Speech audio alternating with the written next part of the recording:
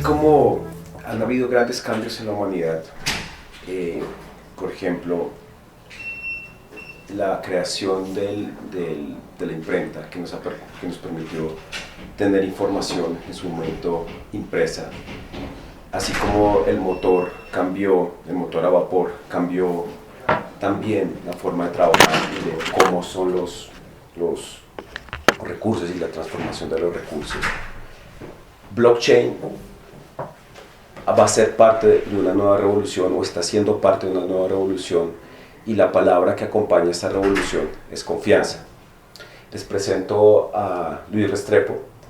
Luis Restrepo ha estado trabajando con blockchain, específicamente sobre Cardano, y ha estado explorando y ha estado haciendo proyectos muy interesantes, y nos puede dar una visión respecto a qué puede estar impactando en nuestra vida blockchain. No solo blockchain, sino las aplicaciones y los servicios y las funciones y lo que podemos hacer y el futuro que tenemos. Ahora también podemos estar viendo vamos a estar viendo cómo blockchain está impactando en nuestros trabajos, en nuestra vida, y si puede estar reemplazando o puede estar impactando también algunos temas éticos, algunos temas de cómo transforma y cómo puede estar impactando cada una de nuestras vidas blockchain. Luis, bienvenido. Gracias. Gracias. Luis, quisiéramos primero entender desde tu punto de vista qué es blockchain, cómo aplica y cómo está impactando actualmente nuestras vidas. Pues blockchain es algo muy reciente. Empezó con una visión de un grupo de personas medio geeks que se reunieron virtualmente en un chat, y de ahí salieron muchas ideas, y hubo alguien que dijo que tenía una idea revolucionaria para cambiar la forma en la que se transaba y se transfería dinero, y eso fue en el 2009, cuando se publicó ese paper famosísimo de un tal Satoshi que nadie conoce. Y ahí fue cuando poco a poco él dijo en algún momento como puede que esto no llegue a ningún lado, pero puede que transforme la sociedad radicalmente. Lleva 14 años y pues todo tiende la tendencia es que efectivamente va a transformar la sociedad, o por lo menos esta es la visión que yo tengo cada vez que me meto más y más en el detalle y entro a profundizar mucho en la filosofía inicial de por qué realmente se hizo eso en ese momento, por qué salió en particular Bitcoin a proponer una forma diferente de transferir valor y de socializar con otras personas, o de hacer negocios con personas con las cuales no necesariamente tenía que tener una confianza directa y no tenía que pasar por un ente centralizador. Y esa es como toda la filosofía y el resumen en general de cómo puede cambiar la sociedad y la forma como interactuamos con otras personas. Bien, nosotros en algún momento discutíamos respecto a uno de los problemas que se presentaban, y era cómo enviar un mensaje a unas tropas para que esas tropas, dentro de cierto número de generales que tienen que coordinar un ataque, y ese ataque, dentro de esos generales hay uno que es infiltrado. ¿Cómo se hacía para solucionarlo? Y esa es parte de las cosas de nuestras conversaciones, es cómo lo solucionaron, y es un problema que realmente nos permite saber que la información que está llegando es real, ¿no? Y podemos confiar en ella. ¿Nos puedes dar una pequeña pues para las personas que no conocen nada sobre blockchain o quisieran saber? Para mí fue muy ilustrativo cuando nos diste ese ejemplo, y creo que es una forma clara de ver cómo realmente podría ser esos mensajes y la confianza que generaría para detectar si alguien de los mensajes que están no es verdadero. Sí, ¿no? Entonces Eso se llama el problema del general bizantino, que es un problema que muchos matemáticos han tratado de solucionar. Ya voy a explicar un poco en qué consiste el problema del general bizantino, pero todo se remite, digamos, al principio de la humanidad, diría yo, y es que cuando las sociedades no eran muy complejas, no había necesidad de confiar, por ejemplo, en una entidad, como por el ejemplo de un banco, para poder transferir dinero o algo así, sino que cuando las sociedades no eran muy complejas, eran sociedades muy pequeñas, de 20 personas, en las que yo podía interactuar directamente con ellos. Y era muy fácil la coordinación. A medida que se complejizó la sociedad, empezaron a crecer en número el número de personas que estaban involucradas en esa interacción social, y entonces hubo la necesidad de centralizar ciertas acciones para que se pudiera coordinar esa sociedad. Y ahí fue con el principio de toda la generación de las entidades del gobierno, etcétera, una cantidad de cosas. Ahorita, entonces, con la llegada de Bitcoin viene como una propuesta de volver a descentralizar en medio de una sociedad súper compleja, lograr una descentralización para poder para poder confiar directamente, lo que decía hace un momento, de interactuar directamente con personas a través de esa nebulosa que se llama blockchain, que en principio no es una entidad centralizada que está tomando decisiones unilateralmente, sino que es una plataforma agnóstica y sin un desequilibrio para ningún lado ni nada de eso.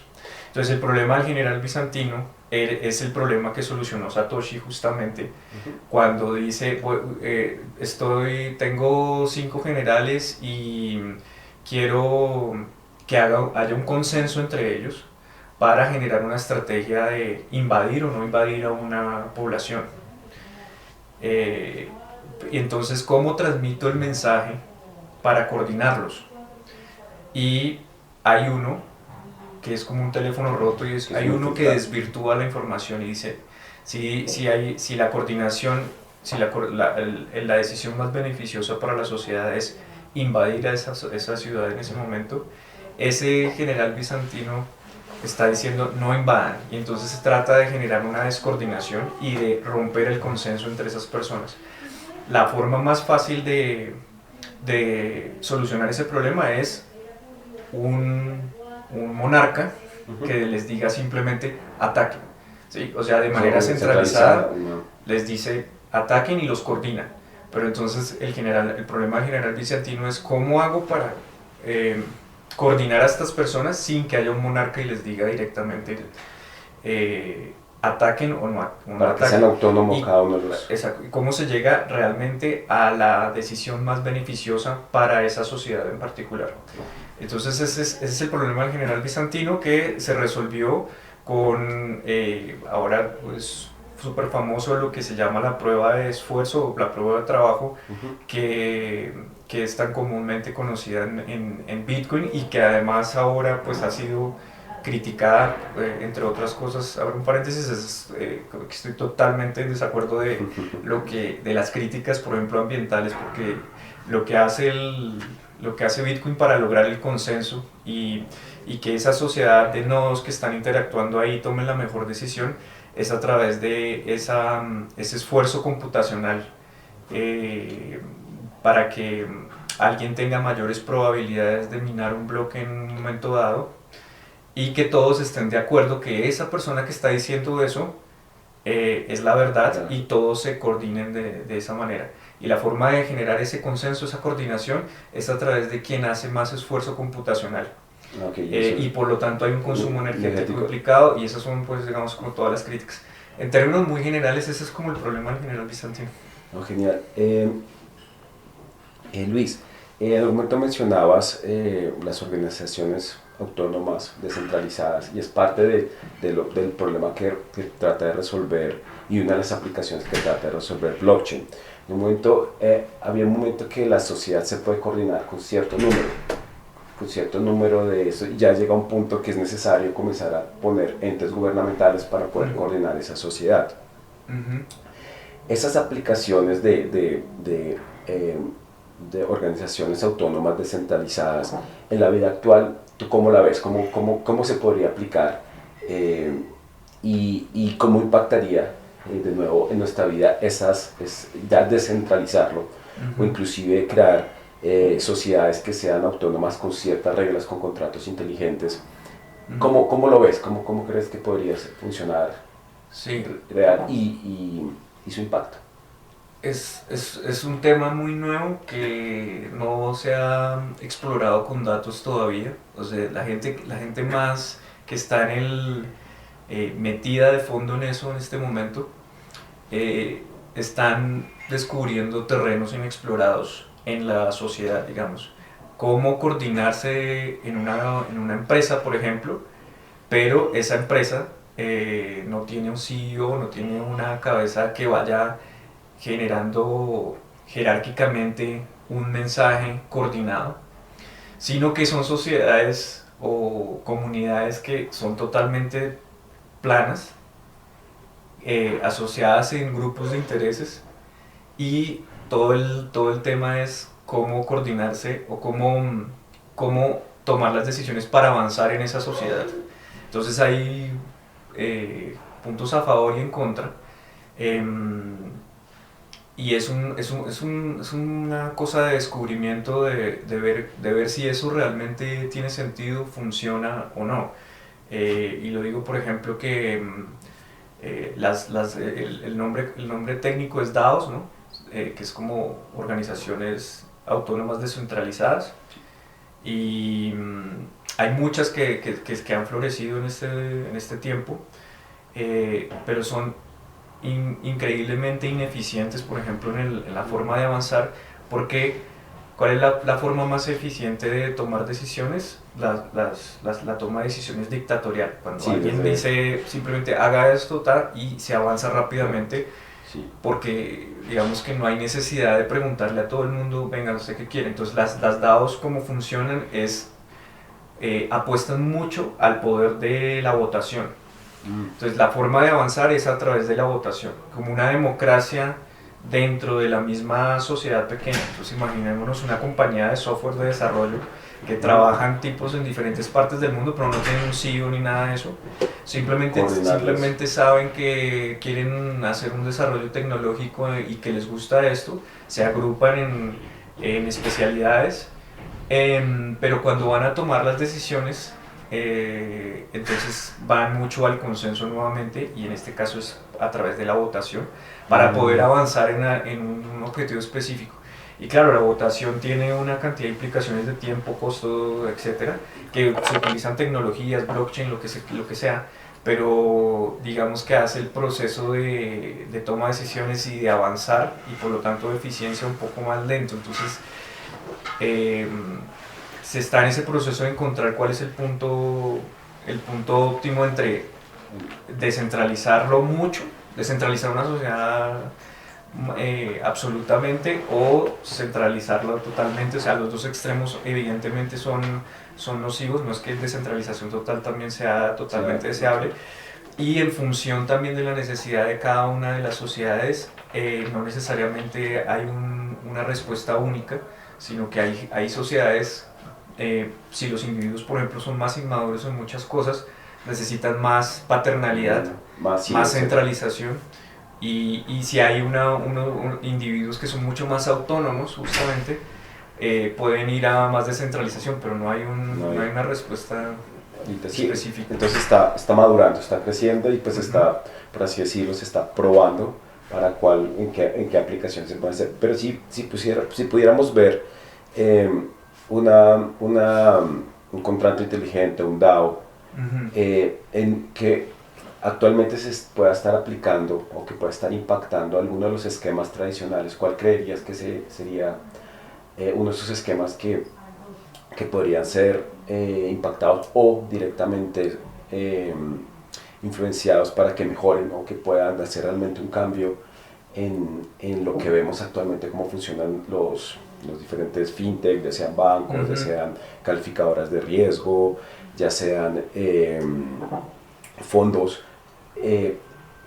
¿cuál crees que podría ser uno de los esquemas tradicionales que realmente y que beneficiarían al común, a cualquier persona? Ah, sí, definitivamente el sistema financiero tradicional es el que ha estado más impactado directamente por la cantidad de aplicaciones que se están desarrollando en blockchain. Están muy asociadas a todo eso que se llama finanzas descentralizadas, que al final son una propuesta de bancos, pero sin la centralización normal de bancos, pero ofrecen, digamos, básicamente los mismos servicios que un banco, es decir, préstamos, créditos, acceso a fondos, transferencias de dinero, de valor, inversiones, todo lo que esté asociado a productos financieros tradicionales. Hay una representación equivalente de forma descentralizada en principio, porque el ecosistema también es súper complejo y entonces hay una cantidad de cosas. Y entonces ese yo creo que es el sector que más ha estado impactado y que afecta directamente, que blockchain ha estado como atacando directamente sin quererlo atacar, pero sí ha estado como tratando de reemplazar todos esos servicios. Y por lo tanto la respuesta de los bancos y del sistema financiero tradicional ha sido también un poco naturalmente protegerse y tratar de contrarrestar un poco la expansión de la adopción en el mundo cripto. Sí, en algún momento nosotros hablábamos respecto a un proyecto que estuviste involucrado de educación. Este proyecto de educación contaba sobre generación de tokens no fungibles, nos hablabas de en algún momento de inclusive a través de tokens pagarle a los estudiantes por aprender y que haya una sostenibilidad y que estén enfocados y pues generar una sinergia respecto a desde la educación convertir y utilizar estas transacciones para que los estudiantes tengan un nivel de aprendizaje y de cualquier lugar y puedan hacerlo. Entonces, ¿cómo imaginas una educación del futuro y que se pueda relacionar con blockchain? Sí, también se ha explorado un montón de cómo incentivar la participación en diferentes grupos o en diferentes aplicaciones, y el tema educativo es uno de ellos. Se ha tratado de pensar en eso, y en ese caso blockchain es ideal, por ejemplo, para generar ese tipo de experimentos, y yo lo llamo todavía experimentos porque nuevamente estamos explorando esos caminos por primera vez. Entonces, la educación, una de las estadísticas es que hay una deserción totalmente muy grande, cuando un estudiante entra y paga un curso, o cuando un estudiante hace un curso, el número de personas que termina efectivamente el curso es muy bajo comparado con la inscripción inicial y demás. Entonces se ha pensado, bueno, cómo incentivar para que esa persona se sienta motivada, además del conocimiento que va a adquirir, como darle una motivación adicional, y es hacerlo participar como en una especie de juego. Entonces al final la plataforma educativa, por ejemplo, y eso también toma mucha más fuerza, es con la no presencialidad y con la forma de adquirir conocimiento ahora, que es como más virtual. Entonces todo eso, ese caldo de cultivo se presta muy bien para experimentar ese tipo de situaciones o de ambiente en donde se le trata de incentivar al estudiante no solamente por adquirir conocimiento, sino que reciba algo que tenga que sea un poco más tangible desde el punto de vista de tengo un activo, tengo algo, que en este caso el término es tengo un token que me representa una especie de premio, una especie de valor más fácil de medir que el conocimiento que he adquirido, y por lo tanto eso va a generar como un incentivo adicional para terminar un curso. Entonces esa es la apuesta a ese tipo de educaciones que pagan por aprender. Sí, lo que veo es que es un tema motivacional, donde los tokens van a ser la recompensa para poderlo, esos tokens convertirlos en más educación, o quizás productos, o quizás beneficios, e inclusive dinero real que se vea representado a través del token. Ahora, desde el inicio de los esquemas tradicionales han habido algunos problemas, como generación de estafas, estilo un esquema Ponzi. También ha habido pues que se inflan los valores de las monedas y estas las compran, y ya va a haber un grupo que dice en su momento retira todo y lo convierte y se beneficia de esto, y hay un grupo grande que termina siendo afectado porque ese valor real no es real. Y esas prácticas y esas malas prácticas en realidad terminan impactando, y pues el que no tiene desconocimiento de cómo funciona, pues termina siendo impactado. Eso también se ha visto reflejado en blockchain. Se han creado esquemas, se han creado ahorita con FTX, que era súper inflado y que terminó siendo los fondos, y donde estaba reflejado ese dinero no era real, sino que era ficticio. Pues eso también lo hemos visto en el fiat, o sea, son los dos vicios. Te quería preguntar, ¿cómo ves desde el punto de vista tanto ético, moral y de persona, cómo deberíamos adoptar blockchain para que nos permita generar esa confianza y que no esté haciendo?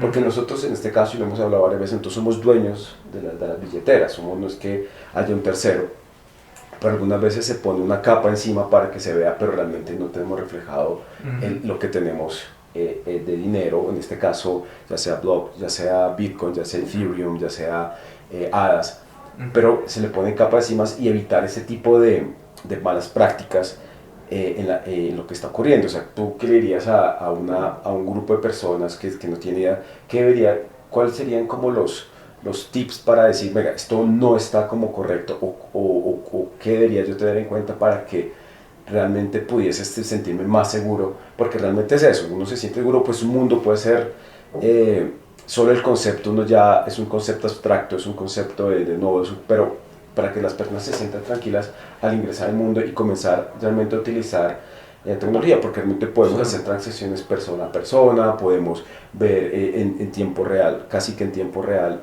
que nos llegan los tokens, hacemos ese tipo de cosas. Pero ¿cómo tú verías para que una persona se sienta realmente tranquila, o en un porcentaje muy tranquila, para que pueda empezar a interactuar con este mundo?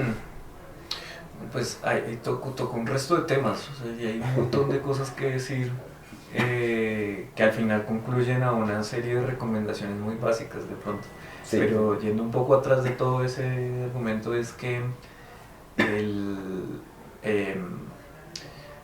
claro, toda tecnología poderosa, va a haber gente que va a tratar de aprovecharse de eso, y digamos que cuando entra el factor humano empieza a haber una cantidad de complejidades. Sí, claro. Y con cualquier tecnología ha sucedido eso, con cualquier avance tecnológico. Y por ejemplo, yo pongo el paralelo muy típico de algo que yo conozco muy bien. Por ejemplo, la industria petrolera hace 150 años era un caldo de cultivo de el más valiente, o el tipo que fuera allá y encontrara un pozo petrolero. Había robos, había cero regulación, cero seguridad industrial, una industria floreciente, pero nadie sabía cómo controlarla. No había como unas reglas específicas. El precio se vendía crudo de manera casi que ilegal, y variaba un montón, sí, era súper volátil, porque era una industria que estaban haciendo, y le tomó muchos años para tener, digamos, el nivel que tiene ahora. Y más o menos ese es el mismo proceso que veo yo que está sucediendo en criptos, es decir, nadie sabe, todo se está haciendo por primera vez, una cantidad de cosas se están haciendo por primera vez, y definitivamente gran parte de la confianza tiene que pasar por generar reglas básicas de cómo va a ser la regulación desde muchos aspectos.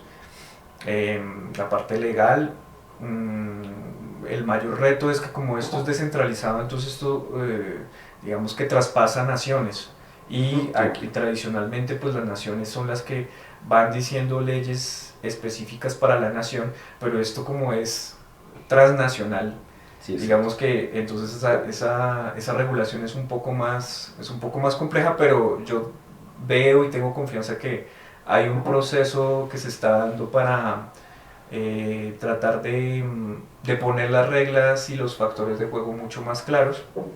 Hay otra cosa adicional, y es que lo que exige el participar en blockchain, y por ejemplo hay todo tipo de actores dentro del ecosistema, desarrolladores, por ejemplo nosotros, sí, gente que simplemente invierte especulando, gente que está tradeando, gente que educa, gente que hace una cantidad de cosas diferentes,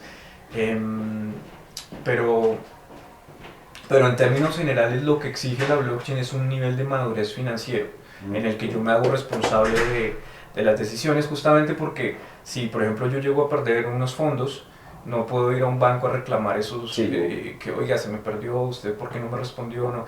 Uno como que pone el poder en uno, justamente ese es el tema de la descentralización, es que pone el poder y la responsabilidad en cada uno, entonces exige como una madurez financiera que no todo el mundo tiene para poder gestionar bien y saber dónde invertir. Eso es como lo primero.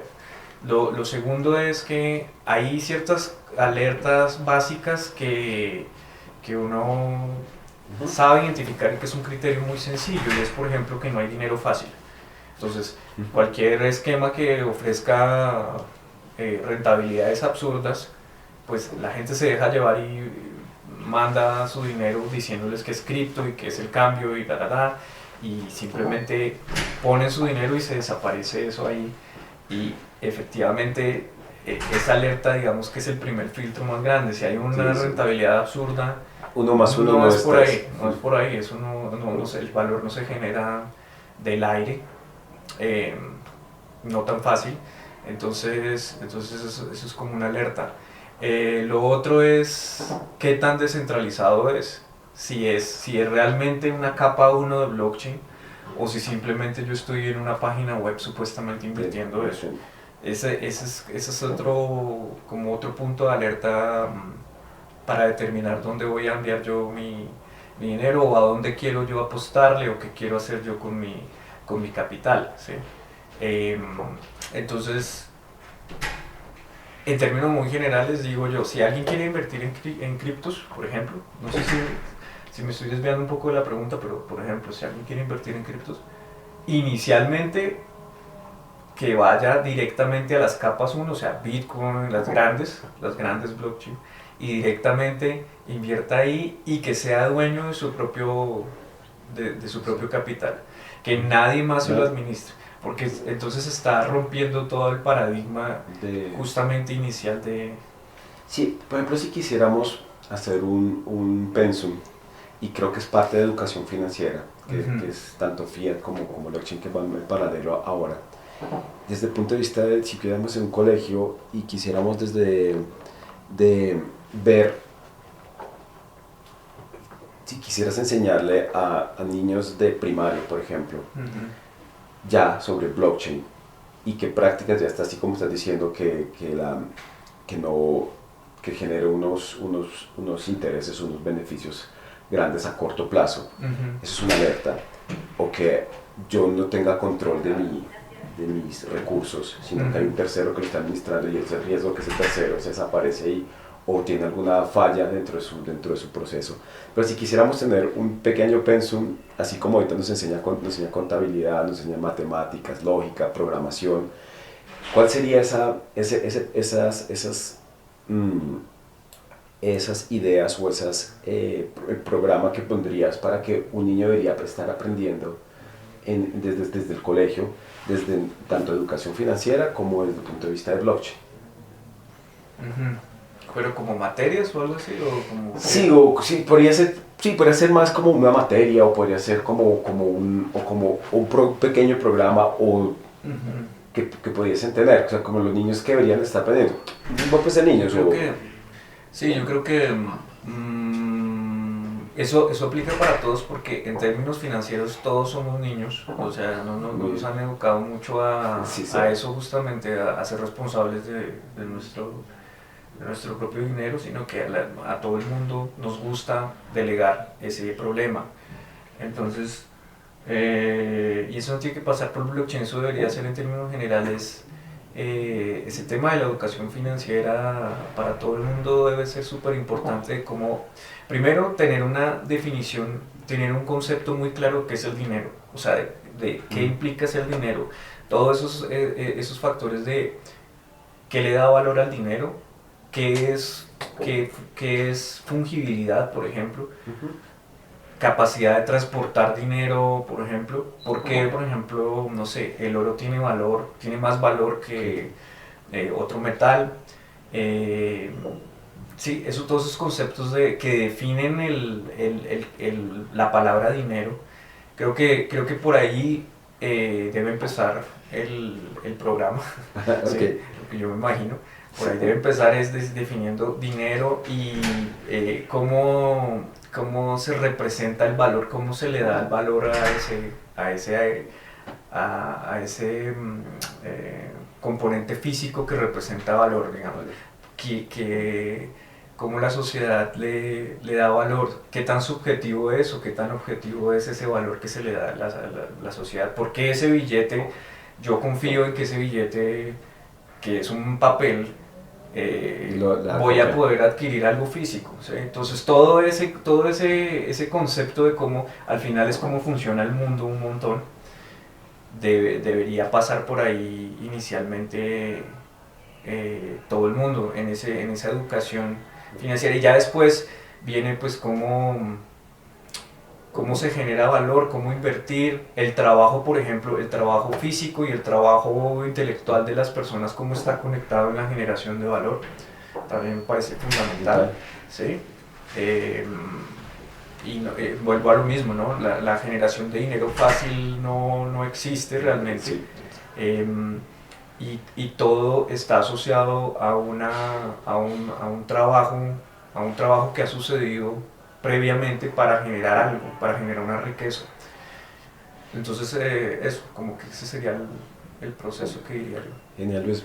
Luis, muchas gracias por esta intervención, por tu conocimiento y por tu tiempo, y estamos en contacto. Gracias. Bien, ok, gracias.